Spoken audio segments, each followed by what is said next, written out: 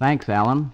Joey, with that big fight with Arthur King postponed again, I believe due to boils and an infected finger, what'll be your plans now?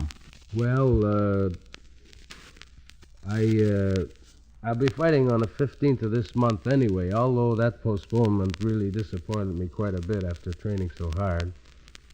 It must have been quite a real disappointment. Yes, it was, because it was going to be a good fight, and I want to show the Toronto people that I can still fight a little bit. Well, tell me, did you have any trouble making the weight? Well, I made it all right, but I did have a little trouble. Well, now, how about giving us a sketch of your ring career? Well, I started boxing about 1934 or 33, and I turned professional in 1938. I've boxed 2 world champions, and I boxed in Madison Square Garden a few times. That's about every fighter's dream.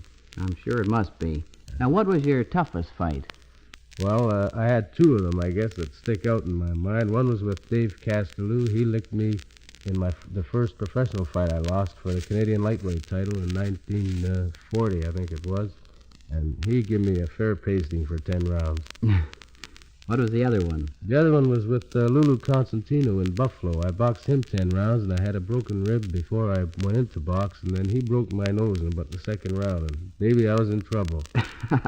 Ever been knocked out? Yes, I've been knocked out a couple of times. Did it bother you much? Well, it did at the time, but now I'm not worrying about it because I know what it's like to be knocked out. I see. You'll be on your guard after this. Well, now, how long have you been in training for this fight with King that didn't come off? Well, it's about 7 or 8 weeks now. Well, I think it'd be interesting, Joey, to know what is your daily routine.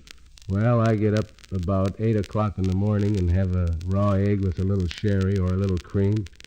Then I go out and run 2 or 3 miles and do a little exercise while I'm out outside. And then I come home and lie down for a couple hours and have my breakfast. After that, go to the gym about 2 o'clock in the afternoon and train about 8 rounds. I box about 4 and train just skip and shadow box the rest.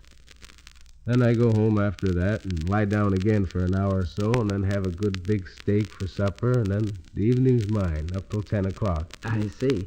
Well, now, when you work out in the afternoon, do you take on a heavier opponent? Well, that all depends on the fellow you have to box with. If he's a boring-in type of fighter that keeps you busy, then you have to work with a heavier boy so you can punch at him and strengthen yourself up. But if you're boxing anyone King's type, then you have to get some lighter boys that are good and fast so to sharpen you up for them. I see. Now, what is your best punch? Well, that's a left hook, and most people around here know about it. I guess so. Well, now, when do you taper off for a main fight? Well, that all depends how long you've been training for the fight. If you've done over 14 or 18 rounds of boxing during the week, you usually taper off on a Saturday. But if you haven't done too much boxing for the fight, you taper off on Sunday. Well, now, how many knockouts to your credit? Well, I've had about 65 pro fights, and I've won 29 of them by knockouts. That's quite a record. Do you get any reaction from the crowd during a fight? No, Foster, I don't even know they're there. Well, for those boys ready to break into professional boxing ranks, what tips or suggestions have you to offer? Well, first of all, they must be sure they want to be professional fighters because it's not an easy job. And then when they do fight, they must be in the best of condition. I think that's good advice. Any unusual experiences in the ring?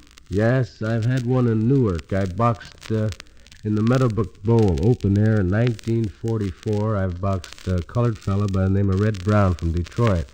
And it was a fair, rough and tough fight up until the 4th round. I had him down for a count, and the count was up to 6, and some fella jumped in the ring with a white helmet on, started shouting, "Lights out, it's a blackout, it's a blackout." So before I knew it, I was sitting down in my corner with a couple of overcoats on me, and he was out of the ring, and it was dark, and I stayed there for about an hour before they brought him back and lit the lights again, and we resumed our fight, but not from where we left off. I won it, but it had to go the distance, and it was pretty tough.